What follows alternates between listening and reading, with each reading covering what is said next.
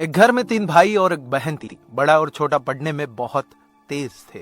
उनके माँ बाप उन चारों से बेहद प्यार करते थे, मगर मझले बेटे से थोड़े परेशान से थे। बड़ा बेटा पढ़ लिख कर डॉक्टर बन गया, छोटा भी पढ़ लिख कर इंजीनियर बन गया, मगर मझला बिल्कुल आवारा और गवार बन के ही रह गया। सबकी शादी हो गई। बहन और मझले को छोड़ दोनों भाइयों ने लव मैरिज की थी। बहन की शादी भी अच्छे घराने में हुई थी। आखिर भाई सब डॉक्टर इंजीनियर जो थे। अब मझले को कोई लड़की नहीं मिल रही थी। पिताजी भी बहुत परेशान थे और माँ भी। बहन जब भी मायके आती थी सबसे पहले छोटे भाई और बड़े भैया से मिलती थी, मगर मझले से कम ही मिलती थी, क्योंकि वह न तो कुछ दे सकता था न घर पे जल्दी मिल सकता था। वैसे वह दिहाड़ी मजदूरी करता था, पढ़ नहीं सका था तो यही काम था। मझले की शादी किए बिना पिताजी गुजर गए। माँ ने सोचा कहीं अब बंटवारे की बात न निकले, इसलिए अपने ही गांव से एक सीधी सादी लड़की से मझले की शादी करवा दी। शादी होते ही न जाने क्या हुआ कि मझला बड़े लगन से काम करने लगा। दोस्तों ने कहा, ए चंदू आज अड्डे पे आना। चंदू बोला, आज नहीं, फिर कभी। अरे तू शादी के बाद तो जैसे बीवी का गुलाम ही हो गया है। अरे ऐसी बात नहीं है, कल मैं अकेला एक पेट था तो अपनी रोटी अपने हिस्से से कमा लेता था, लेकिन अभी बात कुछ अलग है, क्योंकि अब 2 पेट है, कल और होगा। घर वाले नालायक कहते थे, चलता था, मगर मेरी पत्नी मुझे कभी नालायक कहे तो मेरी मर्दानगी पर एक बद्दी गाली है, क्योंकि एक पत्नी के लिए उसका पति उसका घमंड, इज्जत और उम्मीद होता है।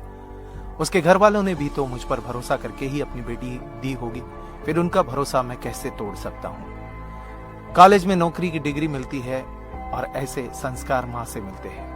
इधर घर पे बड़ा और छोटा भाई और उनकी पत्नियां मिलकर आपस में फैसला करते हैं कि जायदाद का बंटवारा हो जाए, क्योंकि हम दोनों लाखों कमाते हैं मगर मझला ना के बराबर कमाता है। ऐसा नहीं होगा। माँ के लाख मना करने पर भी बंटवारे की तारीख तय होती है। बहन भी आ जाती है, मगर चंदू है कि काम पे निकलने के लिए बाहर आता है।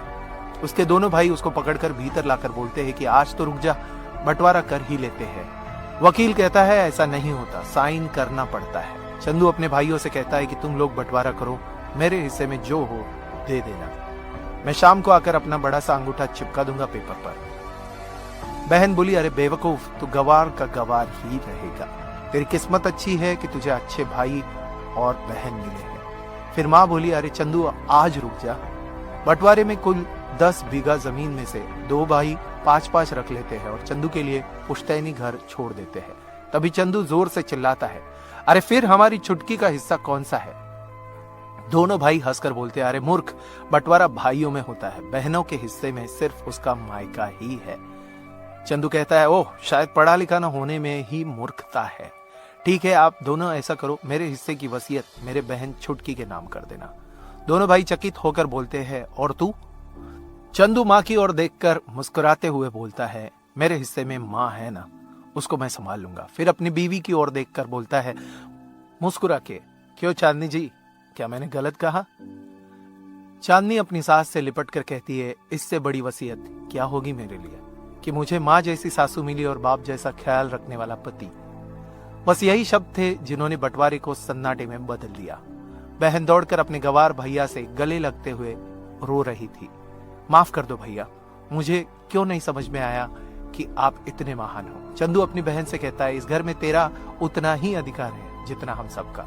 माँ का चुनाव इसलिए किया ताकि तुम सबसे हमेशा जुड़ी रहो, क्योंकि यह वही कोख है जहां हमने 9 महीने गुजारे थे।